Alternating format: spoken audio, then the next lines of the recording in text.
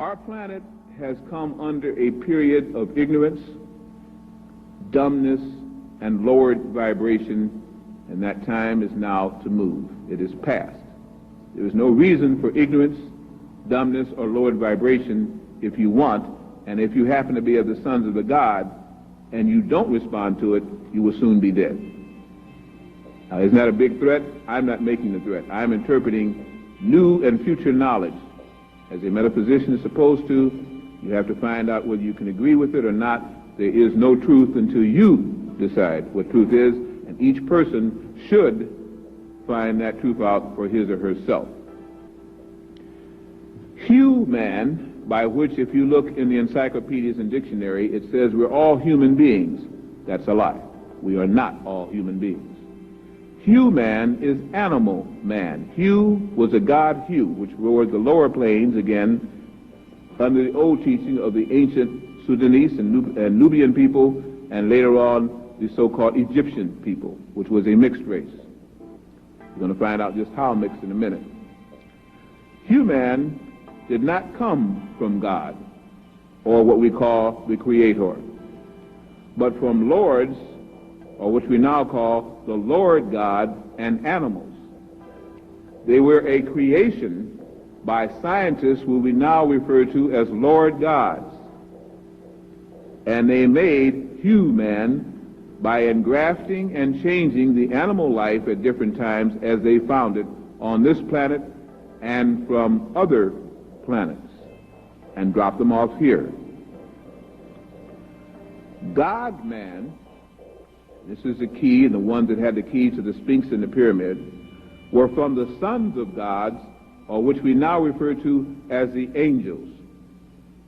And they were a cross between mankind and the sons of gods, or the angels. Understand this, in fundamentalist teachings, angels are those spirits who represent the Most High and who fly around with wings and live whether it's in Herod or some of the lower heavens and do the biddings of God himself. That is a fundamentalist interpretation. I do not decry a religion. I do not argue religion. I say that is only one interpretation of an angel.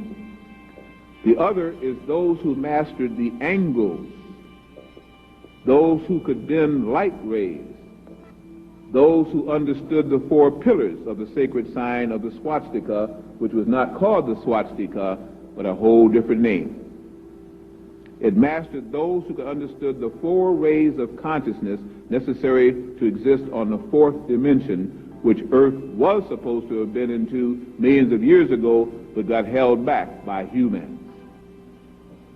Now, as humans who are going to begin to die out, and the sons of God must come to the fore so the angels can return, that awakened person is the one that will now go through changes like you have not seen as he attempts to throw off the dross, the animal, and come into his own consciousness.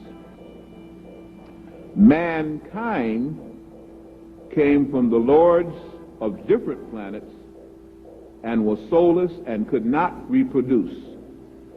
I repeat the 3.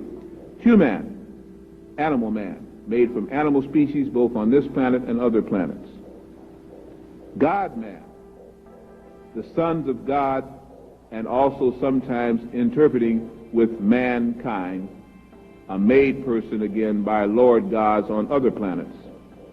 And mankind again by strictly the lords of other planets in this one. Obviously, you can begin to see what I'm inferring.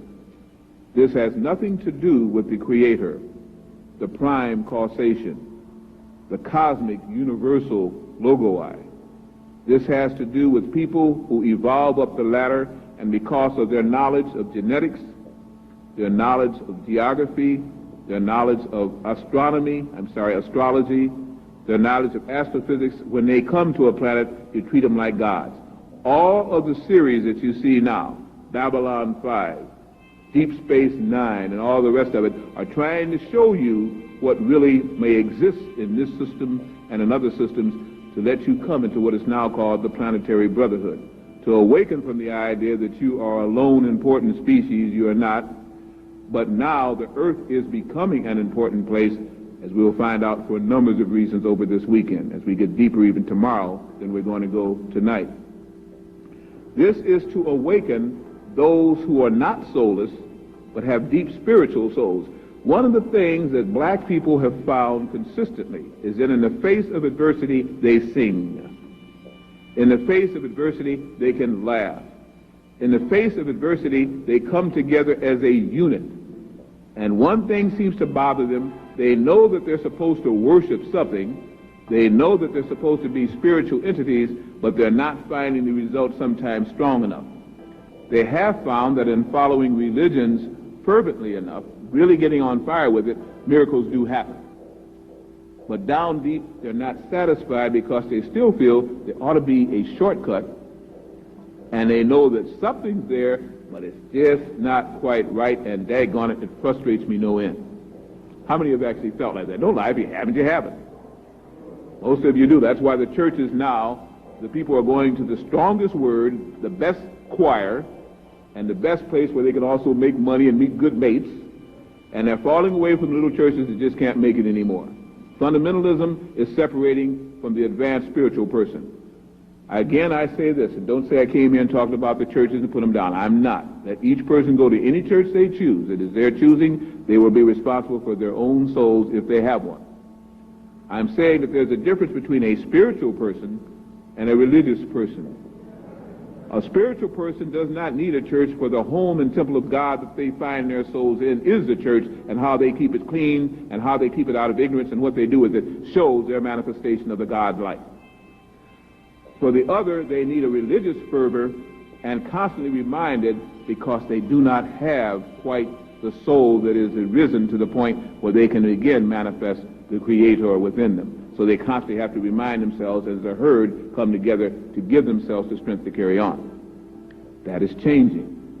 That's why you're going to find the church being attacked like never before, and leaders in false churches falling like never before, and that's why the Falwells and all the rest of it, and you find them like little animals attacking each other, each one pulling each other down, and the congregation suffering from it. Because man must learn he does not have to go to a church, he is the church.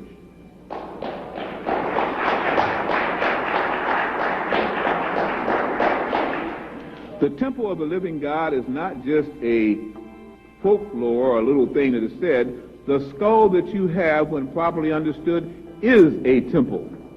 It is so full of potential power and glandular interest there that the best way that the ancients could show it was to build a pyramid and say that that is the skull of man, and then show him the difference between the Sphinx and the others that walk the life. Why is it you think that when Napoleon and the Grenadiers came out onto the Giza Plateau and they saw the Sphinx looking negroid in all of its glory, they went crazy and blew the nose off by sending 19 shot rounds into the nose and then coming back and climbing it and pickaxing out the nose, and now they act like they don't know what the Sphinx used to look like.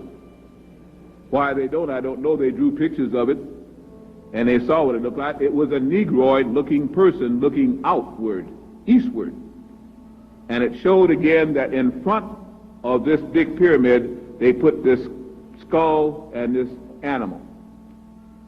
3 of the secrets of this pyramid, and there's 7 secrets of the pyramid.